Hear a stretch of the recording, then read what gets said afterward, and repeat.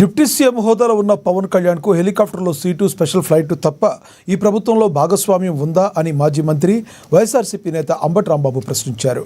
జగన్ని అధికారంలోకి రానివ్వనని చెప్పడం కన్నా చంద్రబాబును మోస్తూ ఉంటానని చెప్తే మంచిదని చెప్పుకొచ్చారు అంబటి రాంబాబు. జగన్ మళ్లీ అధికారంలోకి వస్తాడని, చంద్రబాబు పవన్ కళ్యాణ్లకు భయం పట్టుకుందన్నారు. కూటమి నేతలు తాటాకు చప్పుళ్లకు భయపడమని తెలిపారు అంబటి. రానివ్వను అంటం కంటే డైలాగ్ మార్చి చంద్రబాబునే నేను మోస్తాను, చంద్రబాబునే అధికారంలోకి తీసుకొచ్చే ప్రయత్నం చేస్తాను, చంద్రబాబునే భుజాన్ని ఎక్కించుకుంటాను, చంద్రబాబు నాకు అన్ని సదుపాయాలు చేస్తున్నాడు, నాకేమీ అభ్యంతరం లేదు, చంద్రబాబును మొయ్యటమే నా పని, నేను సెకండ్ గ్రేడ్ లీడర్ గానే బ్రతుకుతాను అని చెప్పయ్యా. మేమే మాట్లాడాం, మాకెందుకు ఇంకా గొడవ? అది ఉంటే మీ జనసేన వాళ్ళకి కాపులకి సంబంధించిన వ్యవహారం. మా పవన్ కళ్యాణ్ చంద్రబాబుకి శాఖరీ చేస్తాడు, ఇక ఉండే పనే లేదు అని చెప్పు. అప్పుడప్పుడు వెళ్ళి షూటింగ్లు చేసుకో, ఎప్పుడన్నా వచ్చి డైలాగులు చెప్పు. ఇంతేగా.